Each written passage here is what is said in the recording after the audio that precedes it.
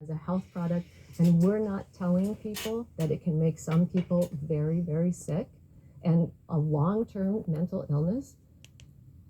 It's not only cruel to other human beings, but it's harming California. And one of the ways is that it makes some people, like I described my friend Lori, her son, who was trying to jump out of the car because he was convinced he had to save Barack Obama. But there are several mass shooters who are marijuana users. There's one from Ventura, California. His name was Ian David Long, and he has served our country, and he was well decorated, and he used marijuana to deal with his PTSD. And he went on to the Borderline Bar and Grill, and he killed 12 people. Now, the data shows that THC use may provide temporary relief for people with PTSD, but in the long term, it can worsen symptoms. Now, his toxicology report came out 2 years after the shooting and when he was murdered, or when he was killed. And it showed that he had coffee, nicotine, and THC in his system. And that's it. Now, had he known that there were long-term problems with marijuana use, maybe he wouldn't have chosen to use it to treat his PTSD. Additionally, there was another young woman also in Thousand Oaks, and she was on a date with a guy who was a regular marijuana user, and she didn't use hardly at all.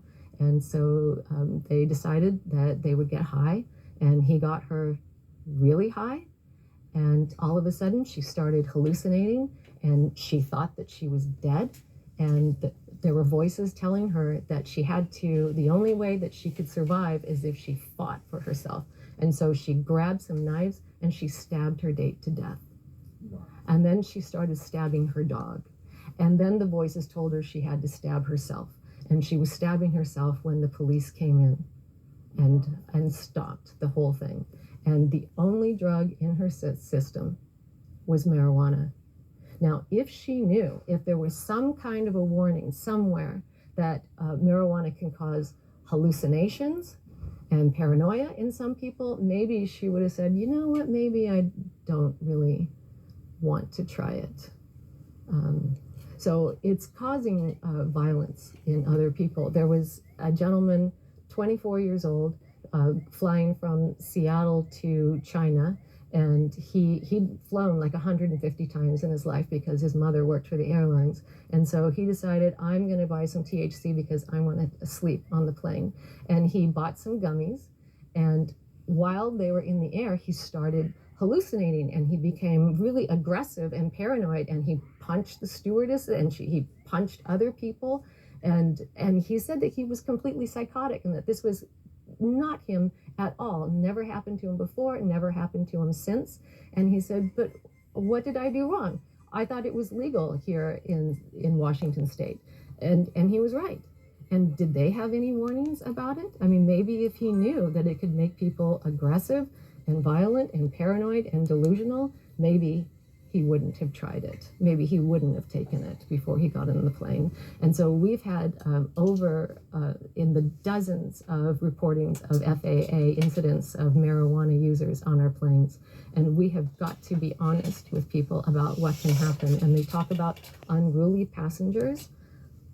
We need to test. We need to test them for what is in their system. And usually what you hear is we're not allowing people to drink before they get on the flight or have any alcohol while they're on the flight. But what about other drugs? We should be testing for everything. We should have mandatory toxicology reports on all violent crime, from unruly passengers on an airplane, from mass shootings, to car crashes, to suicides, to murders. We should have a full toxicology panel so that, and make it public immediately so that the public understands what these drugs are doing to people's brains. And you know, we have mass shootings and people say we're looking for a motive. What if part of the motive was they're delusional from their use of drugs? They're hallucinating because of their use of drugs. That should be included as a motive, and THC has got to be included on that list, because to not talk about it is to endanger the rest of the people in California, because then people think that it's safe. And then people think it's okay to use it. It's not a dangerous drug. And that is absolutely not the case for some people. It is very dangerous for some people. And I'm one of them. Heidi, you have your own personal